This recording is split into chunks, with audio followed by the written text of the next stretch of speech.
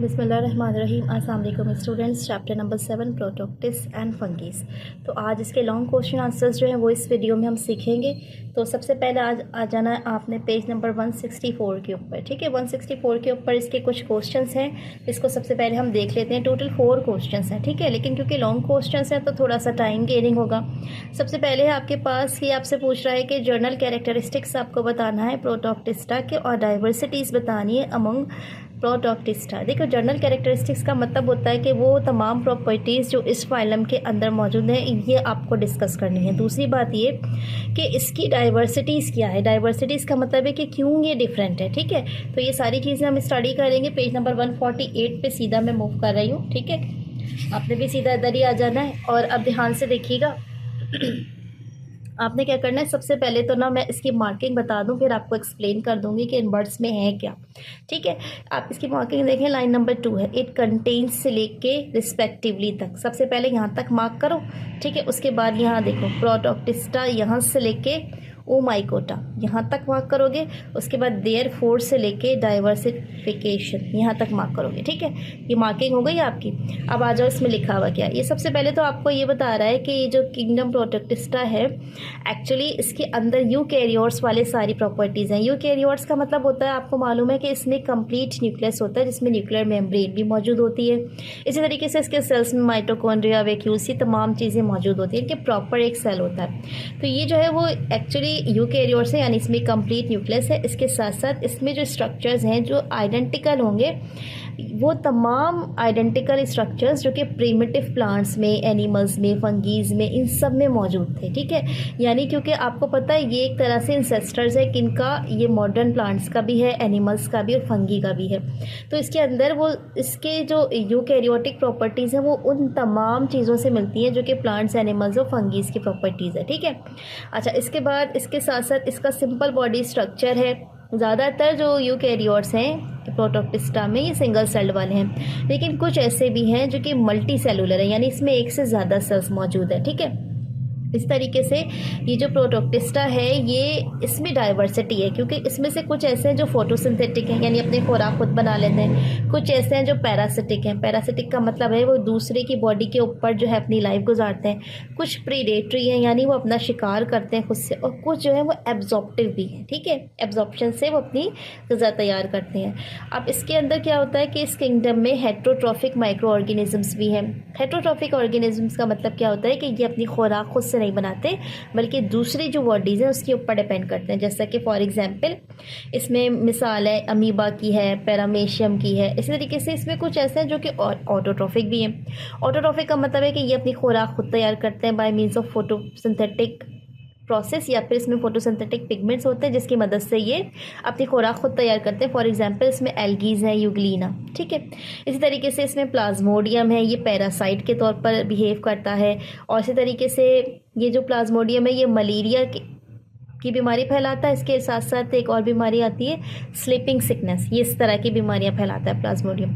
तो यहाँ आप देख रहे हो कितनी डाइवर्सिटी है, यानी है तो ये यूकैरियोटिक कंप्लीट सेल, मगर इसके कुछ कैरेक्टरिस्टिक्स प्लांट्स में मिल रहे हैं। ठीक है, प्लांट्स में कौन से मिल रहा है, जैसे कि फोटोसिंथेसिस वाले या ऑटोट्रॉफिक होना, ये सारे के सारे प्लांट के कैरेक्टरिस्टिक हैं। कुछ एनिमल्स के जैसे, अब एनिमल्स के जैसे कौन से, जैसे कि हेट्रोट्रॉफ यानी किसी दूसरे के ऊपर डिपेंड करना, या फिर पैरासाइट होना, ये सारी की सारी चीज़ें एनिमल्स वाली हैं।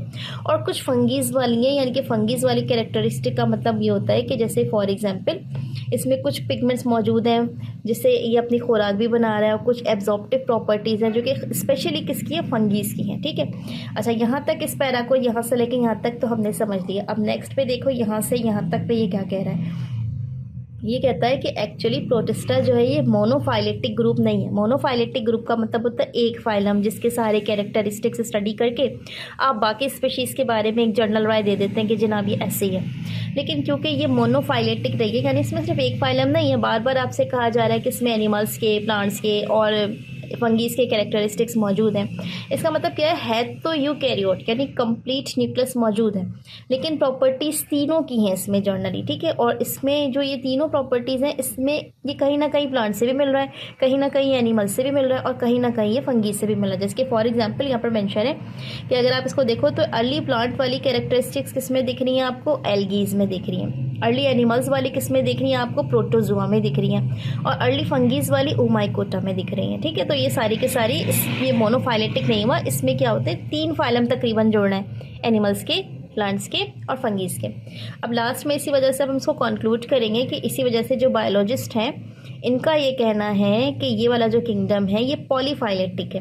पॉलीफाइलेटिक का मतलब होता है कि इसमें एक से ज़्यादा फाइलम के जो एनिमल्स हैं इनके कैरेक्टरिस्टिक्स शामिल हैं, इसी वजह से इसमें डाइवर्सिटी है। ठीक है, यानी चेंजेस देखने में आ रही हैं। तो स्टूडेंट्स इसके साथ ही पहला क्वेश्चन हमारा जो है वो कंप्लीट हो गया। एक मतलब आप फिर से मार्किंग देख लो, इट कंटेन्स से लेके रिस्पेक्टिवली तक, उसके बाद प्रोटिस्टा से लेके ओमाइकोटा तक, और उसके बाद देयरफॉर बायोलॉजिस्ट से लेके डाइवर्सिफिकेशन तक। ठीक है, ये फर्स्ट क्वेश्चन हुआ हमारा, सही है। उसके बाद हम नेक्स्ट क्वेश्चन की तरफ मूव करेंगे। नेक्स्ट क्वेश्चन हमारा बड़ा इंटरेस्टिंग है, इसमें structure and reproduction in Alva कहा है। अच्छा, ये क्वेश्चन शॉर्ट में भी था, लेकिन शॉर्ट में हमने इसको लिमिटेड पढ़ा था, जब हम इसको लॉन्ग में करेंगे तो हमें डिटेल्स में करना पड़ेगा इसको। ठीक है, आ जाइए जल्दी से इसको पेज नंबर 150 पे स्टडी करते हैं। सबसे पहले तो देखो इसका स्ट्रक्चर देखो। ठीक है, ये इस तरीके से जैसे सलाद का पत्ता होता है ना, उस तरीके से, तो इसी वजह से इसको सी लेटस कहा जाता है, यानी समंदरी सलाद। तो सबसे पहले तो उसका स्ट्रक्चर जो है इसको हम मेंशन करेंगे कि ये एक मैरीन एल्गी है, इसको आमतौर पे सी लेटस कहा जाता है। उसके बाद इसकी बॉडी के बारे में बताएंगे कि इसकी बॉडी जो इसको हम थैलस कहते हैं, पूरी बॉडी जो वो थैलस कहलाती है, और तकरीबन 30 सेंटीमीटर्स के करीब ये एलोंगेटेड लॉन्ग बॉडी होती है, जिसमें इस तरह से रिंकल्स वाली थैलस है इसकी। उसके बाद थैलस जो है ये थिन होता है, पतला होता है, और इसमें 2 लेयर्स मौजूद होती हैं थिकनेस की। 2 तरह के उल्वा का जो थैलस है वो 2 तरह के कह लीजिए कि सेल्स के ऊपर कंसिस्ट करता है। पहला सेल जो वो उसको कहते हैं हम स्पोरोफाइट। स्पोरोफाइट की प्रॉपर्टी क्या होती है कि इसमें जो क्रोमोसोम्स होते हैं वो 26 क्रोमोसोम्स होते हैं, यानी हर स्पोरोफाइट में 26 क्रोमोसोम्स होंगे। ठीक है, दूसरी किस्म के जो सेल्स होते हैं उसमें 13 क्रोमोसोम यानी 13 क्रोमोसोम्स होंगे, जिसे हम कहते हैं गैमीटोफाइट। थैलस एक ही है मगर इसमें 2 किस्म के सेल्स मौजूद हैं। पहला सेल्स कौन सा है, स्पोरोफाइट, जिसमें क्रोमोसोम्स कितने 2n, यानी कि ये होते हैं आपके 26।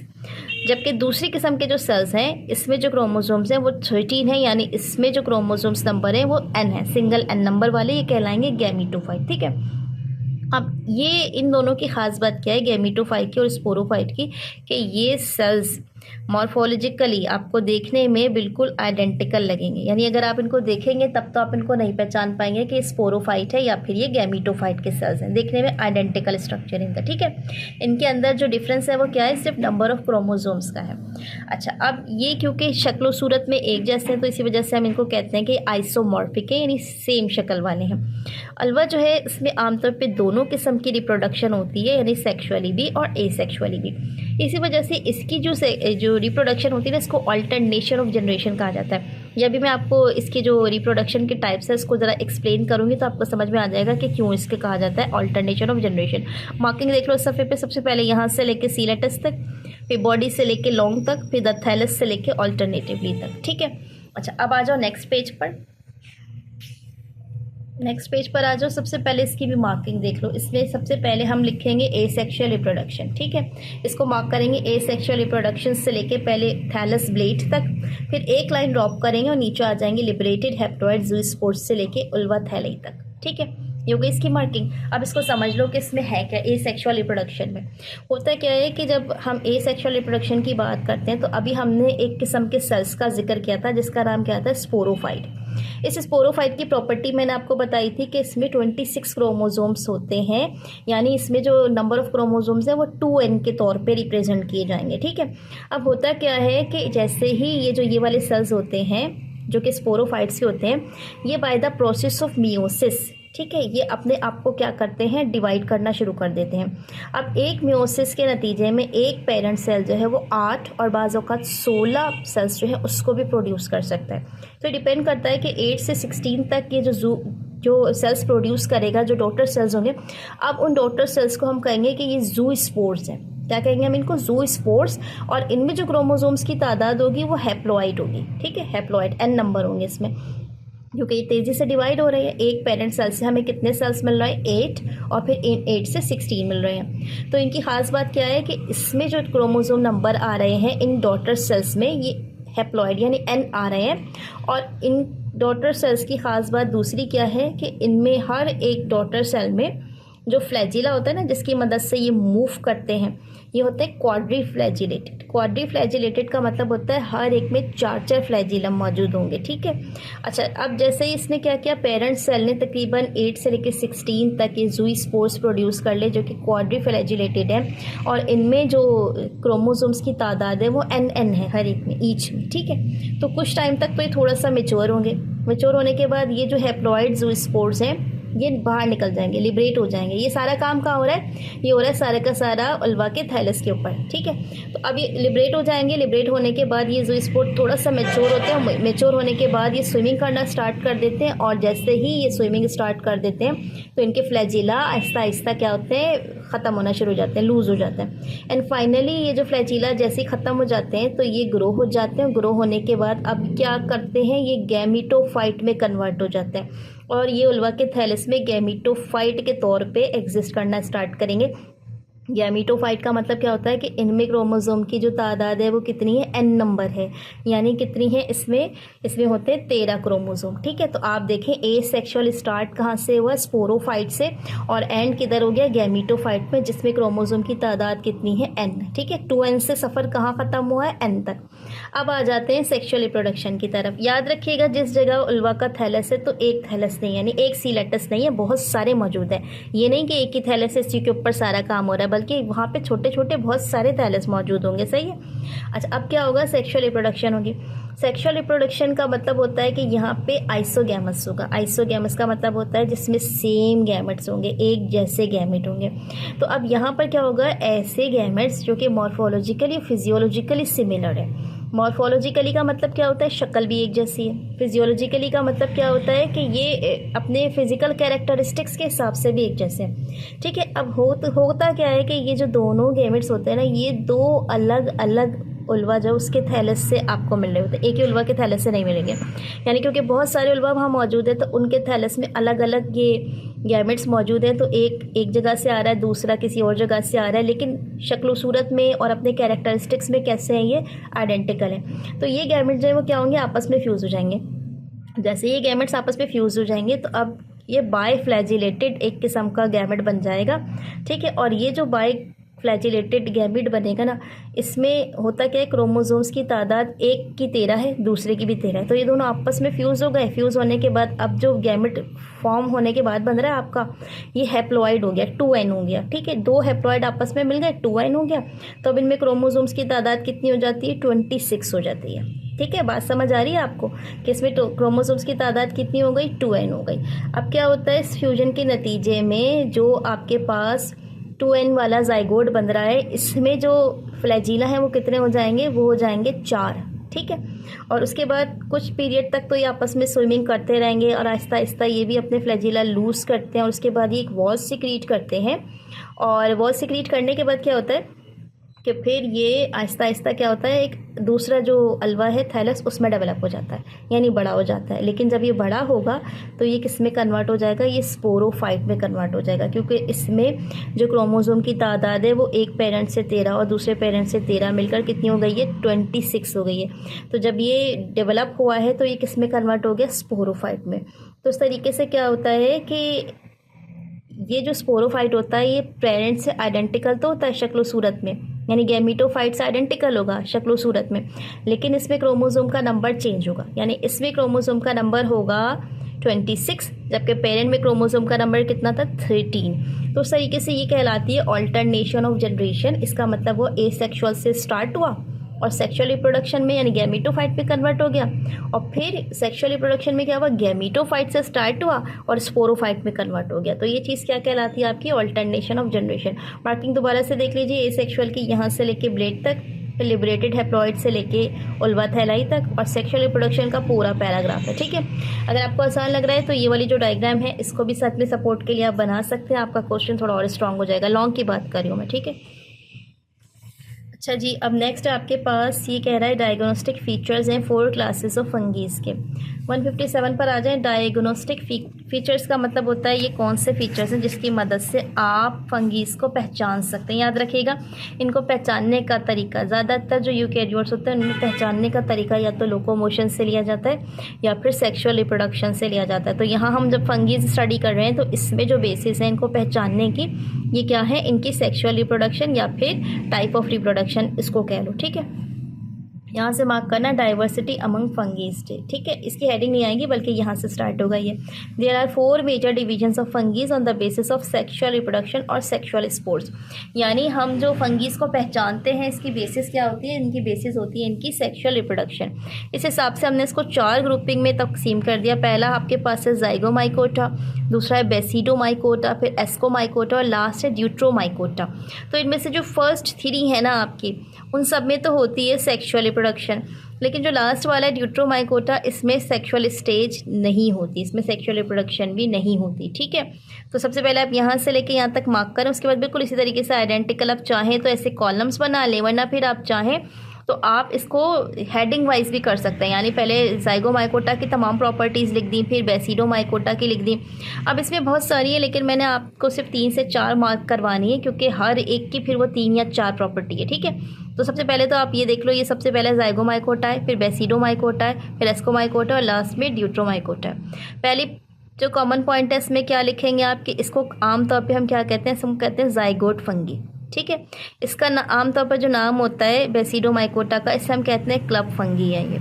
एस्कोमाइकोटा को हम आमतौर पे सेक फंगी कहते हैं, यानी थैलेनुमा होती है ये। और ये जो ड्यूट्रोमाइकोटा है इसको हम आमतौर पे इम्परफेक्टी फंगी कहते हैं क्योंकि ये इम्परफेक्ट होती है। ठीक है, नामुकम्मल सी होती है। अच्छा, अब आ जाओ कि इसमें जो सेक्सुअल स्पोर्स होते हैं इनको हम जाइगोस्पोर्स कहते हैं। इसमें सेक्सुअल स्पोर्स बनते हैं और इनको हम जाइगोस्पोर्स कहते हैं। अच्छा, जो बेसिडोमाइकोटा इसमें भी सेक्सुअल स्पोर्स बनते हैं बेसिडियम की जगह पे। इसी वजह से इन बेसिडियम जो है वो एक ख़ास जगह होती है फंगी की, उस जगह पे जो स्पोर्स बन रहे हैं इसको कहा जाता है ये बेसिडियोस्पोर्स है। ठीक है, उसके बाद इसी तरीके से एस्कोमाइकोटा में आपको अभी बताया था मैंने कि पाउच लाइक या सेक लाइक स्ट्रक्चर होता है। तो यहाँ पर इसके जो है ना स्पोर्स बनते हैं और इसको हम कहते हैं ये एस्कोस्पोर्स हैं। ठीक है, जबकि आपको पता है ड्यूट्रोमाइकोटा में अभी हमने स्टार्ट में बता दिया था कि क्योंकि इसमें सेक्सुअल स्पोर्स या सेक्सुअल रिप्रोडक्शन नहीं होती है तो इसी वजह से इसको फंगी इम्परफेक्टी कहा जाता है, इसमें सेक्सुअल स्पोर्स नहीं बनते। उसके बाद ये वाला पॉइंट देखो, इसमें प्रॉपर गैमीटेंजिया डेवलप नहीं होते, यानी प्रॉपर मेल और फीमेल के गैमेट्स डेवलप नहीं होते। ठीक है, किसकी बात हो रही है, जाइगोमाइकोटा की। बेसिडोमाइकोटा जो है इसमें प्रॉपर गैमीटेंजिया होती है, यानी इसमें मेल और फीमेल गैमेट्स बनते हैं। मेल गैमेट्स जो है इसको हम कहते हैं एंथेरिडिया और जो फीमेल गैमेट्स बनेंगे इसको हम कहेंगे ओगोनिया। ठीक है, इसी तरीके से आपके पास एस्कोमाइकोटा जो है इसमें भी प्रॉपर गैमीटेंजिया जो है फॉर्म होती है। इसमें मेल जो गैमेट्स है इसको एंथेरिडिया कहते हैं और फीमेल गैमीटेंजिया जो है ये भी बनता है। ठीक है, और नेक्स्ट पेज पर आ जाओ अभी। और ये जो फीमेल गैमीटेंजिया बनता है इसको हम कहते हैं ये एस्कोगोनिया है और उसमें एक बीक लाइक स्ट्रक्चर होता है ख़ास तौर पर जिसको हम कहते हैं ट्रिकोगाइनी है। ठीक है, अच्छा, जबकि आपका जो ड्यूट्रोमाइकोटा है इसमें किसी किस्म का कोई भी गैमीटेंजिया नहीं प्रेजेंट होता, तो वहाँ पे नो आ जाता है। लास्ट चीज़ होती है आपके पास फ्रूटिंग बॉडी। ठीक है, तो फ्रूटिंग बॉडी आपके पास पहले वाले केस में होगी।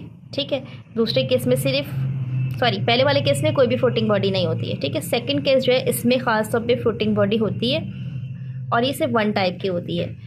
उसके बाद आपके पास जो एस्कोमाइकोटा आ जाता है इसमें 3 टाइप्स की फ्रूटिंग बॉडीज़ होती हैं, जबकि ड्यूट्रोमाइकोटा जो इसमें किसी किस्म की कोई भी फ्रूटिंग बॉडी नहीं होती है। ये जो फ्रूटिंग बॉडी है ख़ास तौर पे फंगीज के स्पेशल स्ट्रक्चर्स होते हैं जहाँ पे इनके मेल और फीमेल गैमेट्स प्रोड्यूस हो रहे होते हैं। तो आपके पास ये जो तीनों टाइप्स है ना आपके फंगीज की, तो उसमें से अगर आप देखेंगे तो आपका जो फर्स्ट है जाइगोमाइकोटा इसमें फ्रूटिंग बॉडी नहीं है। बेसिडोमाइकोटा में 1 टाइप की है, एस्कोमाइकोटा में 3 टाइप्स की, जबकि ड्यूट्रोमाइकोटा में सिरे से मौजूद ही नहीं है।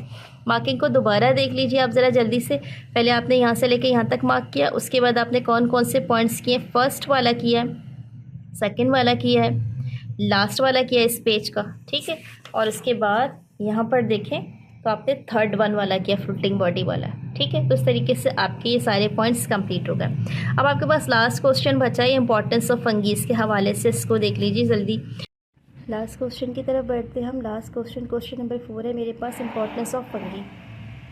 तो इम्पोर्टेंस ऑफ फंगी में आपको ये बताना होता है कि फंगीज़ किस तरीके से इंसानों के लिए इंपॉर्टेंस होती है। अब इसमें से कुछ फूड के तौर पर इस्तेमाल हो रही है, ठीक है, इसके साथ साथ कुछ ड्रिंकिंग पर्पज़ में इस्तेमाल हो रही है और कुछ ऐसे भी होते हैं जो कि मेडिसिन बनाने में इस्तेमाल हो रहे होते हैं, ठीक है। तो लाइन से आप स्टार्ट करोगे, सबसे पहले तो देखो ये वाला एक इंट्रोडक्शन टाइप का लिख देना जिसमें लिखा होगा कि इंपॉर्टेंस ऑफ फंगी, और आप इसमें बताएंगे कि फंगीज़ जो है वो फूड में, डिकम्पोजर्स में, प्लांट्स और एनिमल्स के लिए पैथोजेंस के तौर पर, इसके अलावा एंटीबायोटिक्स प्रोड्यूस करने में और वीड्स वगैरह जो है और जो पेस्टिसाइड्स होते हैं उसको कंट्रोल करने के लिए भी इस्तेमाल होते हैं, ठीक है। तो ये तो हो जाएगा आपका छोटा सा इंट्रोडक्शन।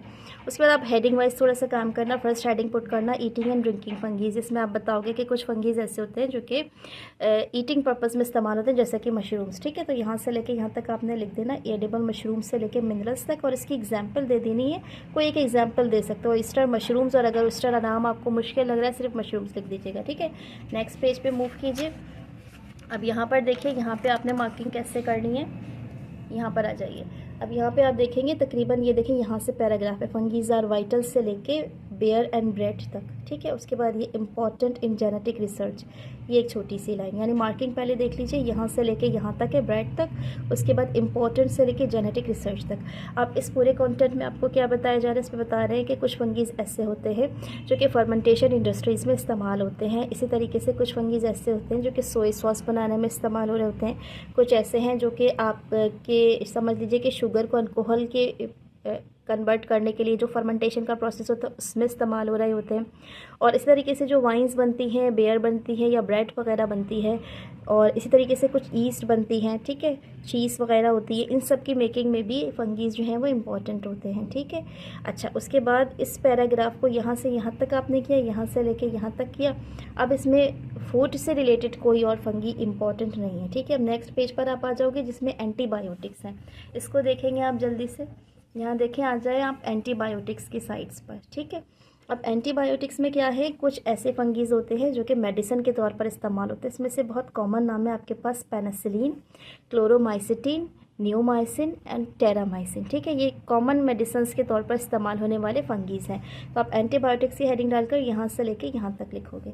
उसके बाद नेक्स्ट है आपके पास बायोलॉजिकल कंट्रोल, इसमें आप सिर्फ एक लाइन ऐड करोगे कि कुछ फंगीज़ ऐसे होते हैं जो कि वीड्स और पेस्ट को कंट्रोल करने के इस्तेमाल होते हैं। अब ये वीड्स और पेस्ट क्या भला होती है, आपको पता है जो क्रॉप्स होती है ना, इनमें जो कीड़े मकोड़े लग जाते हैं, ठीक है, और ये इस तरह से कोई और ऐसे मोल्ड्स वगैरह लग जाते हैं जिससे प्लांट्स, लीव्स, ये सब कुछ डैमेज हो जाते हैं, उनको कंट्रोल करने के लिए भी हम क्या करते हैं, इन फंगीज़ को इस्तेमाल करते हैं। तो बस जस्ट एक लाइन यहाँ से यहाँ तक लिखेंगे। नेक्स्ट आपके पास आ जाएगा फंगीज़ एंड बायोटेक्नोलॉजीज़, इसमें आप बताएंगे कि कुछ फंगीज़ ऐसे होती हैं कि इनके अंदर ये प्रॉपर्टीज़ होती है कि ये जो लो क्वालिटी का वेस्ट होता है ना, इसको आप ऐसा समझ लीजिए कि थोड़ा सा ये वाइटल वेस्ट है उसमें कन्वर्ट कर देता है, यानी कि वाइटल चीज़ों में कन्वर्ट कर देता है, जैसे कि वाइटामिन्स है, हार्मोन्स है, एंटीबायोटिक्स हैं। तो यहाँ से लिखेंगे आप बस, many fungi have the ability to convert low value waste into useful compound such as vitamins, hormones and antibiotics. उसके बाद नेक्स्ट आपके पास जेनेटिक रिसर्च। तो आजकल फंगीज के ऊपर बहुत ज़्यादा रिसर्च हो रही है, क्योंकि आपको पता है कि ये एक यूकैरियोटिक कंप्लीट इसका सेल होता है, तो इसको जेनेटिक रिसर्च में, जेनेटिक रिकॉम्बिनेशन में, जीन रेगुलेशंस में, इन सब चीज़ों में इस्तेमाल करते हैं। यहाँ से लेके यहाँ तक आपने इसको लिख देना है जस्ट, ठीक है। तो स्टूडेंट्स, इसके साथ ही आज की जो वीडियो है ये कंप्लीट हो गई है। क्वेश्चन नंबर 4 में आप चाहे तो और भी बहुत सारे पॉइंट्स ऐड कर सकते हैं, लेकिन लॉन्ग क्वेश्चन में आपकी भी एक लिमिट होती है कि आपने कितना लिखना होता है, ठीक है। तो आप उस हिसाब से उस इकोनॉमिक इंपॉर्टेंस को मेंशन करेंगे, ज़रूरी नहीं कि आप ईच एंड एवरी हेडिंग से उसको मेंशन कर लें। वीडियो अच्छी लगे तो प्लीज़ इसको लाइक कर लीजिएगा, अपने व्हाट्सएप ग्रुप में शेयर कीजिएगा जो आपके स्टूडेंट्स का व्हाट्सएप ग्रुप होता है, और मुझे अपनी दुआ में याद रखिएगा। इससे रिलेटेड कोई भी क्वेश्चन आपको पूछना है कमेंट सेक्शन में मेंशन कर दीजिएगा। टेक केयर एंड अल्लाह हाफ़िज़।